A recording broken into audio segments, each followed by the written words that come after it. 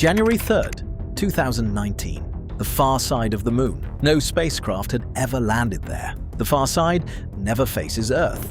Any probe on that surface loses all direct radio contact. Signal travels 65,000 kilometers to a relay satellite China had pre-positioned 7 months earlier, then 384,000 kilometers back to Earth. Mission control in Beijing receives confirmation 8 minutes after touchdown. The first spacecraft in human history has landed on the far side of the moon, and China put it there. This story doesn't start in 2019. It starts 74 years earlier in Pasadena, California, with a man the Americans called Frank Wang Tao, Qian Xuesen in Chinese, a Chinese-American rocket scientist, co-founder of what would become NASA's Jet Propulsion Laboratory, U.S. Army colonel, one of the most valuable defense scientists in the world. In 1955, the United States government deported him. This is what happened next. Wang Tao was born in Hangzhou in 1911. Americans knew him as Qian Xuesen. He left China in 1935 on a government scholarship, with his first stop being MIT, where he earned a master's in aeronautical engineering and found it unsatisfying. He transferred to Caltech, and there he found Theodor von Kármán, one of the great aerodynamicists of the 20th century, the man who built the scientific foundation of supersonic flight. After their first meeting, von Kármán wrote, "I was immediately impressed with the keenness and quickness of his mind."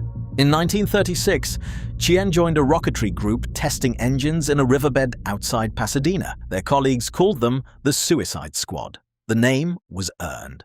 In 1943, Qian co-authored the first document to use the name Jet Propulsion Laboratory. He co-developed the Kármán formula, still used in aerodynamics today. The WAC Corporal, America's first successful sounding rocket, came from the same team. In 1945, as the war ended, Qian was given the rank of U.S. Army Colonel. His assignment: interrogate the Nazi rocket scientists. On May 5th, 1945, Qian sat across from Werner von Braun in Bavaria and asked him everything.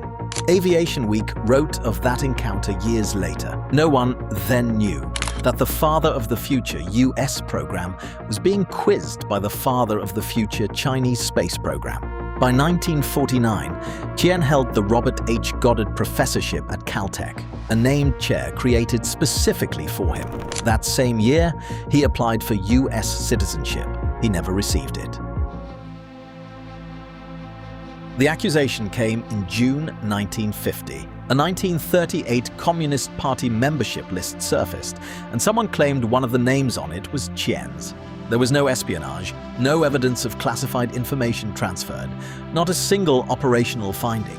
The FBI investigated him for 5 years and came up with nothing. None of that mattered. On June 6, 1950, the US Army revoked Qian's security clearance. Federal agents detained him that September. He spent 2 weeks at Terminal Island, a federal detention center near Los Angeles.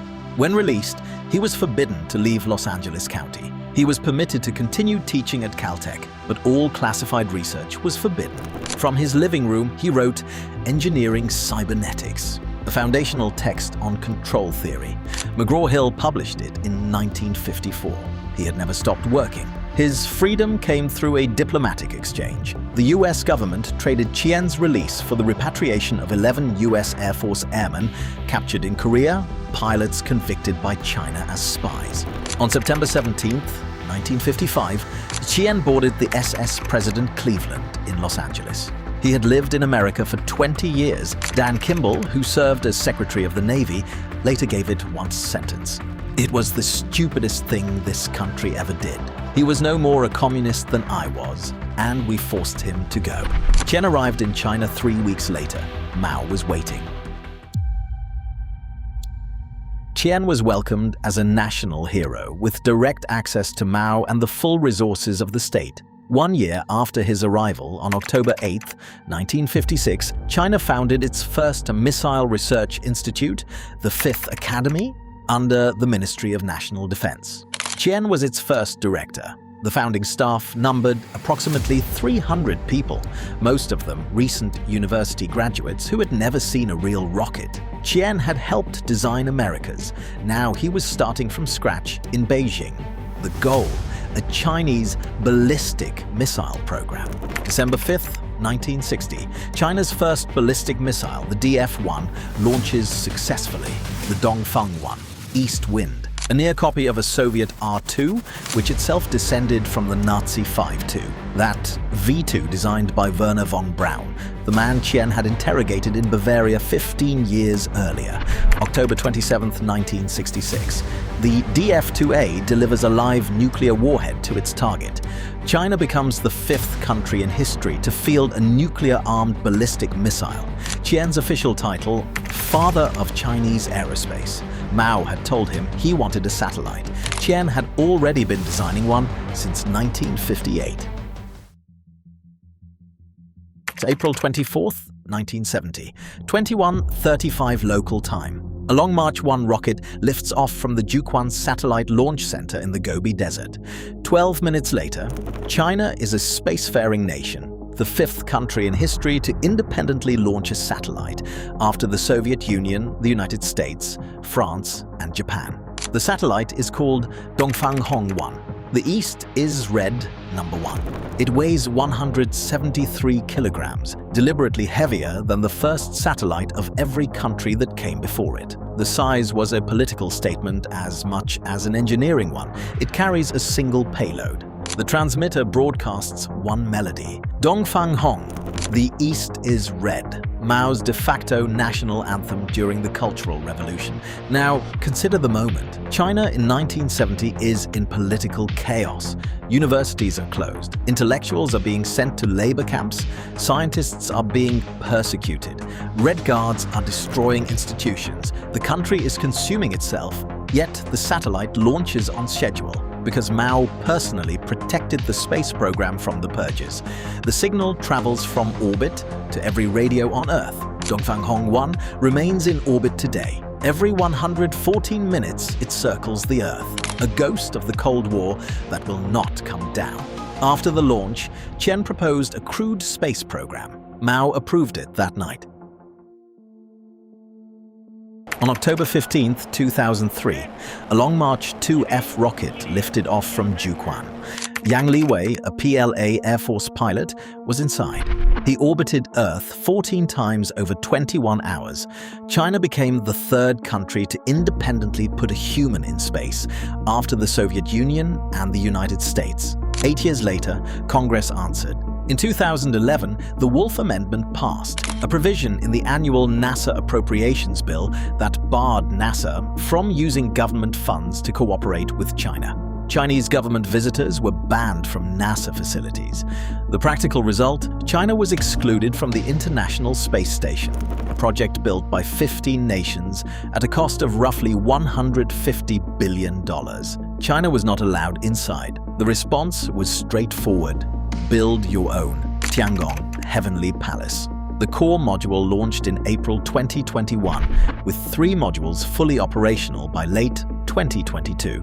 The ISS is scheduled to deorbit around 2030. At that point, Tiangong will be the only crewed space station in operation. Meanwhile, China built Beidou, its own global navigation satellite system, with 35 satellites and global coverage, completed June 2020.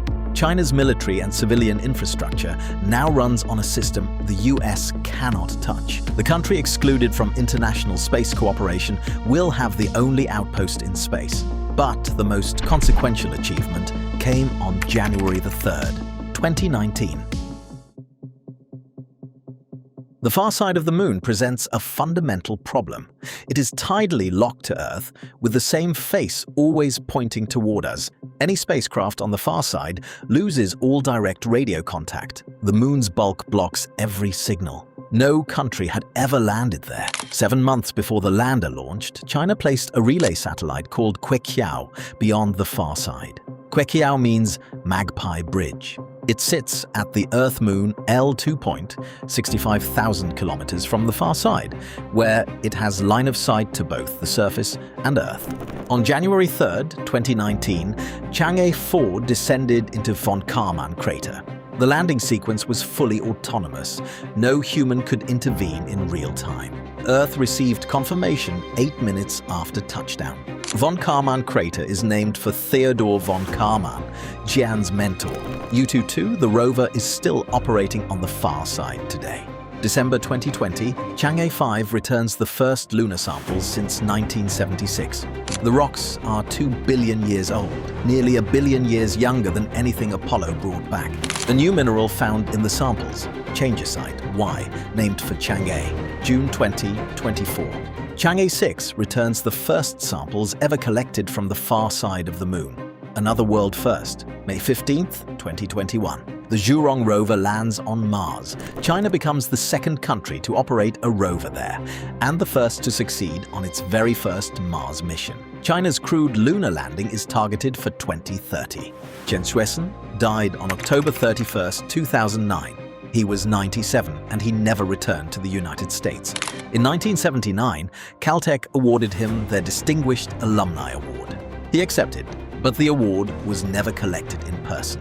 The evidence used to expel him, a 1938 Communist Party membership list, a name someone claimed was his, 5 years of FBI investigation, and nothing. Dongfang 1 is still in orbit. It has been circling the Earth since April 24, 1970. Every 114 minutes, one more lap. China has landed on the far side of the Moon, returned samples from it, landed on Mars on the first try, and built a space station that will outlast the ISS.